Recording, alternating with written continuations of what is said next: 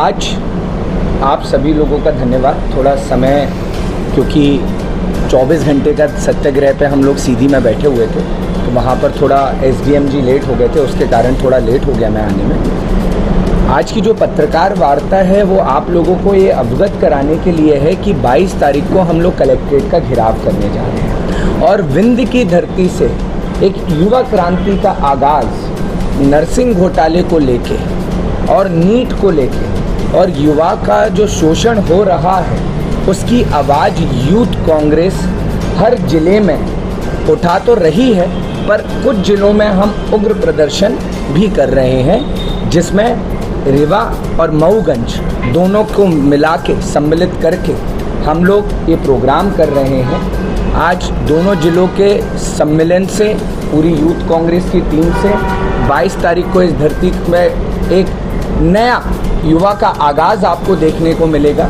जिसमें हमारे राजेंद्र शर्मा जी जो हैं उनका मार्गदर्शन, जो डीसीसी प्रेसिडेंट है रीवा के, हमारे सुखीन बना सिंह जी का संरक्षण रहेगा यूथ कांग्रेस को, क्योंकि आज यूथ कांग्रेस को ये मैसेज देने की आवश्यकता है कि नरसिंह घोटाले की आवाज़ सबसे पहले यूथ कांग्रेस ने उठाई।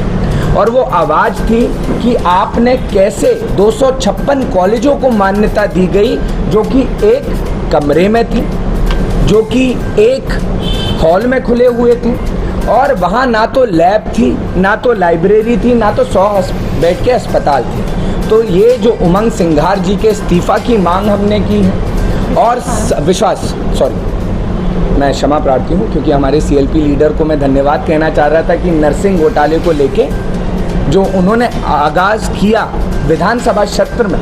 उमंग सिंघार जी वो व्यक्ति थे सीएलपी लीडर जिन्होंने इस मुद्दे पे विश्वास सारंग जी की इस्तीफ़ा की मांग की। तो उनके मार्गदर्शन में हमने, उमंग सिंघार जी ने कहा कि जिस तरीके से इस नरसिंह घोटाले में युवाओं का शोषण हुआ है और विश्वास सारंग जी के समय वो 256 कॉलेजों को मान्यता दी गई है, उन मान्यता को रद्द किया जाए, जिसमें से अभी तक भाजपा ने मात्र 66 कॉलेजेस को रद्द किया है और बाकी के 120 को संज्ञान में रखा है।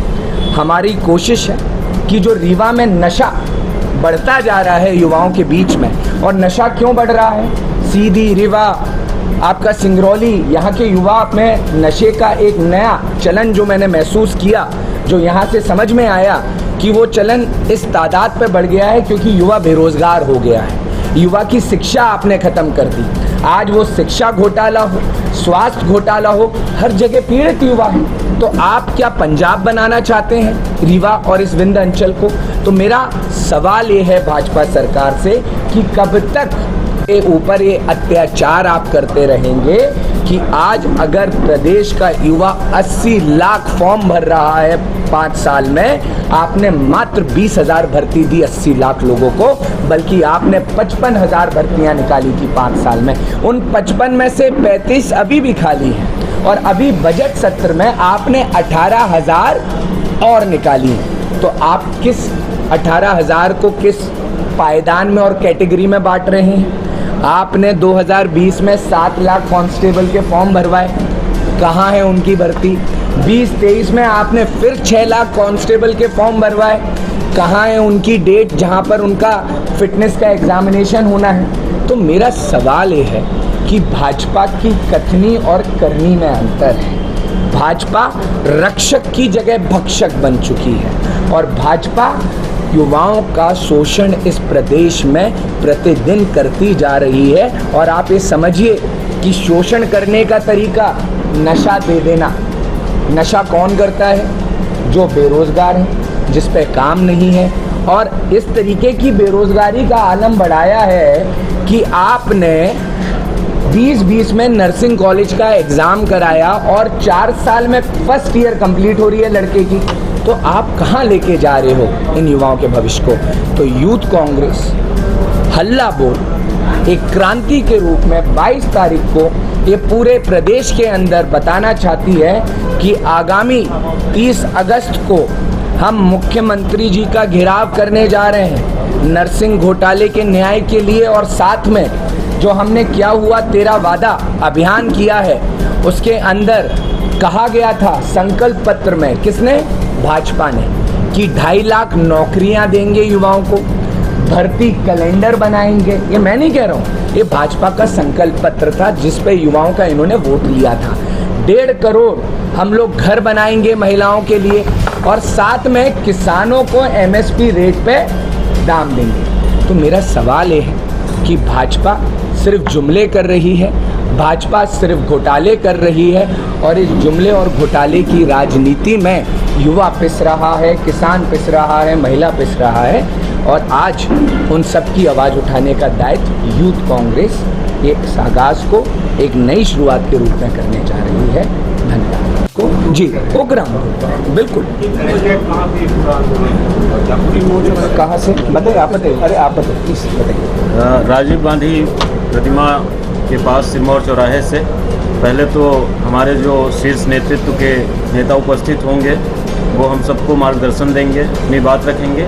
उसके बाद हम लोग कलेक्ट्रेट की तरफ बढ़ेंगे और कलेक्ट्रेट का सभी वरिष्ठ नेताओं के साथ हमारे अध्यक्ष माननीय प्रदेश अध्यक्ष राष्ट्रीय अध्यक्ष माननीय वी श्रीनिवास जी, प्रदेश अध्यक्ष हमारे मितेंद्र भैया और हमारे यूथ कांग्रेस के सभी जाबाज साथीगणों के साथ हम लोग कलेक्ट्रेट का घेराव करने के लिए आगे बढ़ेंगे। संख्या बल ज़्यादा से ज़्यादा रहेगा। अनुमानित ये है कि 5 से 6 हज़ार युवा जो है उस दिन इकट्ठा हो रहे हैं और अपनी अधिकारों की लड़ाई लड़ने के लिए कलेक्ट्रेट में कूच करेंगे। सभी वरिष्ठ नेताओं के मार्गदर्शन में ये युवा कांग्रेस के लोग जिस तरह से भाजपा सरकार लगातार युवाओं के साथ छल कर रही है, घोटाले कर रही है, हर परीक्षा में घोटाले कर रही है, इन सब पूरी मांगों को लेकर युवा कांग्रेस उस दिन अपनी आवाज़ को राष्ट्रीय अध्यक्ष जी के नेतृत्व में, प्रदेश अध्यक्ष जी के मार्गदर्शन में नेतृत्व में सभी युवा कांग्रेस कार्यकर्ता अपनी आवाज़ को बुलंद करेंगे और कलेक्ट्रेट घेराव का पूरी ताकत से करेंगे। इसका जवाब मैं दे देता हूँ। अभी जब से हम लोगों ने इस कार्यक्रम की तैयारी करना शुरू किया है तो हमारे पास पूरे ज़िले भर से, बल्कि पूरे ज़िला नहीं विंध्य से युवाओं के फ़ोन आ रहे हैं जो इन घोटालों से पीड़ित हुए और कहीं ना कहीं उनके अभिभावक, छात्र, सबका समर्थन है। उसके पीछे की वजह है, अभी आपने हाल में ही देखा होगा, रीवा की एक छात्रा राजस्थान में सुसाइड करी है, वो हम सबके बीच की है, काफ़ी मीडिया में भी ये खबरें चली हैं। तो ऐसे पीड़ित परिवार, ऐसे लोग, कहीं ना कहीं विंध्य की धरती से एक युवा आगाज़ होने जा रहा है जिसकी कहानी 22 तारीख को झलक देखने को मिलेगी और मध्य प्रदेश की भ्रष्ट भाजपा सरकार और प्रशासन से यूथ कांग्रेस आर पार की जंग लड़ने जा रही। बहुत बहुत धन्यवाद।